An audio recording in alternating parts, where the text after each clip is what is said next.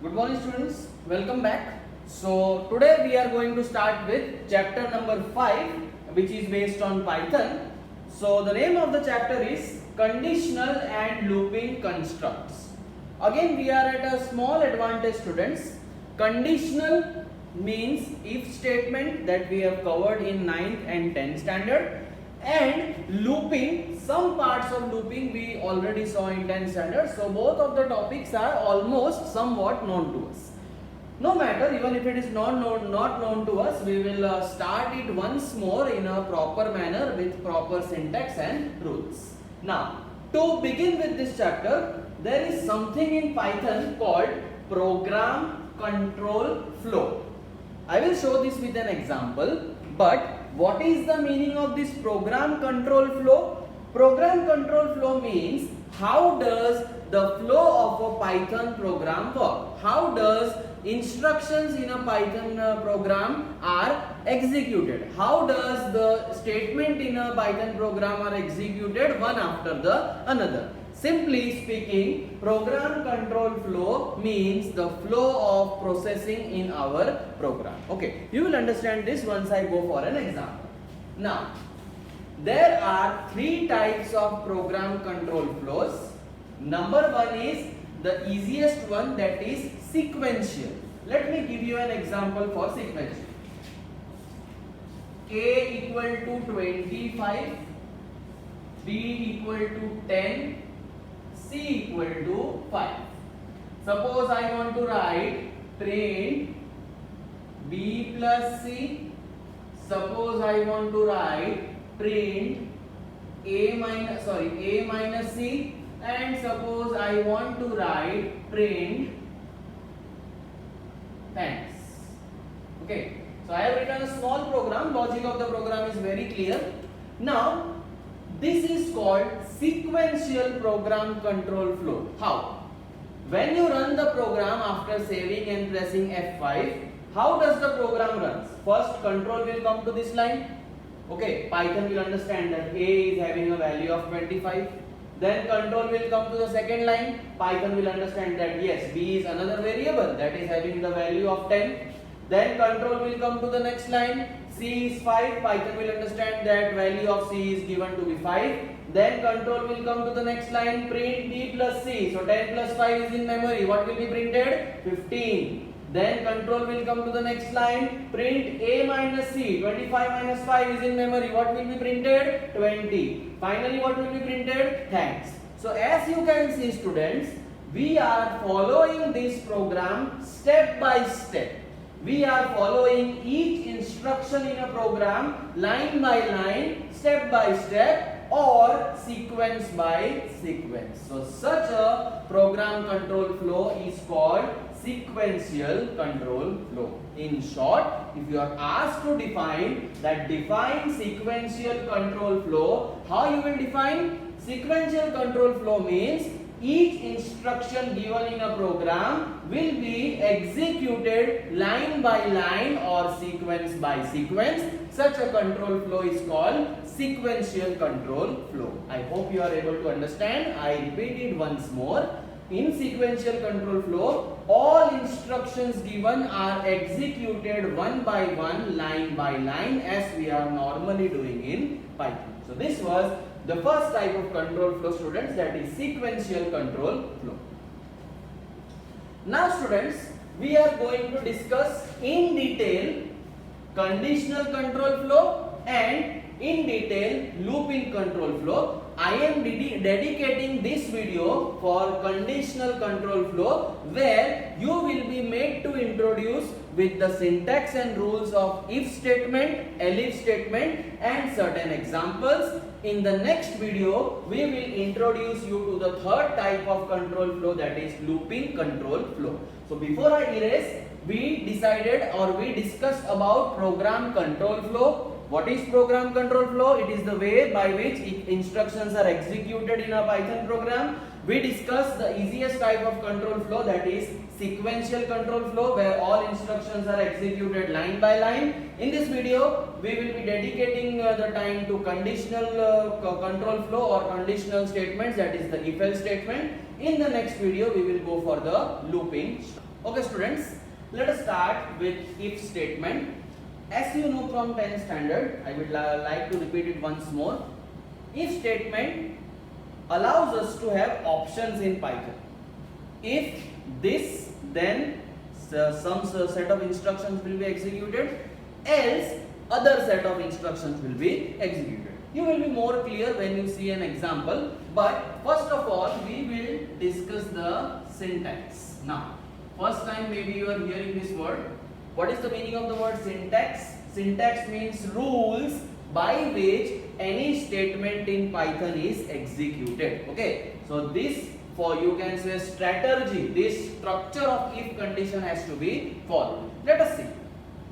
If condition, there will be some condition. Okay, now if this condition is true, the control of the program will go here, this statement will be executed and the program will finish there. If this condition is false, control of the program will not go here, it will directly go in else, this part will be executed and the program will terminate. I repeat how the if condition works. If condition column, we will specify one condition here. If this condition is true, then control of the program will go here, and once the whatever logic is there here is printed, program will terminate, program will exit. If this condition is not true, control of the program will directly go into its else statement and this program will be executed. Let us see a small program, students, so that you can understand this. Okay, I will write the program here, very tiny program. Say a equal to 100. I will write the if condition. If a is greater than equal to 100, print height, else print hello. Okay, not much deep logic, just to understand. Let us see. Program will execute, first line will come. Computer knows that now the value of a is 100. We have written if condition, one small mistake. We have written if condition, if a is greater than equal to 100. Now let us check the condition. Is a greater than equal to 100? What is the value of a? 100. So if a is greater than equal to 100, is a greater than equal to 100? Yes. So control of the program will go inside. What will be printed? High will be printed in output and program will terminate. As you can see, what was the first approach we saw? Sequential approach. Here, all lines are not executed. You will see when the program runs, this one line is executed, second line is executed. If this second line is true, third line is executed. So this is called what kind of approach? Conditional program flow approach, or this is which statement? If statement. So I hope you are clear with sequential program approach. All lines are executed one by one. I hope now you are also clear with conditional program flow approach. All lines are not executed. Only those conditions are true that will be executed. Now students, let us try to play with this program and reverse it. If a is less than 100, a is 100. If a is less than 100, is a less than 100? No. So this line will not be executed. Control of the program will go into else. Now once the control of the program goes into else, hello will be printed. So I hope students you are very clear with the if-else statements. What is the meaning of if-else statements? A condition will be provided along with if. If that condition is true, the first block will be executed. If that condition is false, control will directly go into else and the last block will be executed. In the same way, we saw two examples. A is equal to 100. Now let us change the program. Suppose I write like this. A is 71. A is equal to 71. Is A greater than 100? Is 71 greater than 100? No. So control will not come here. Control will go into else. Hello will be printed and the program will exit. Okay. Now this was students regarding a single if-else condition. Now what will be the case if we want multiple conditions together? Because this is very easy. We are going to learn Python programming, so this single condition will not be satisfied. We will require multiple conditions. So what we will do for multiple condition, we will use another statement called elif, and we will say again condition, again logic. If required, again we can take elif, again condition, again logic. We can take any number of elif, students, but once the elif finishes, it is compulsory, students, to take an else statement, otherwise the syntax will be incomplete. Okay, I will make you understand this once more. Initially we dealt with a single condition, if, else, over of it, syntax over. But many times it is required that we have multiple conditions. Okay, so for multiple conditions, what we are using? We are using a elif condition. Elif is a pairing of if, it has to be used with if. Now, if we require multiple conditions, we can have n number of elifs, that is understandable, but do not forget one thing. Once your use of elif is over, compulsorily there has to be an else statement at the last, otherwise the Python will give you an error. Why it will give you an error? This is the correct syntax of if, elif, else, ladder. What is the syntax? If will be there, one if will be there. Okay, multiple if should not be there. One if should be there. N number of elifs can be there as much as required, but at the last else has to be there. So let us make this understanding concrete with a program. Suppose I want to write a program where we are taking a number and we have to check whether that given number is positive, negative or 0. So let us see. Say A is 21. If A is greater than 0, we will print in short, because space is less, number is positive, correct? And if A is less than 0, we will print number is negative.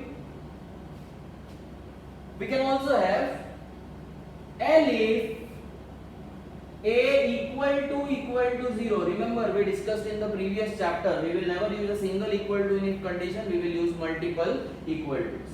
Elif A equal to 0, print number is 0, correct?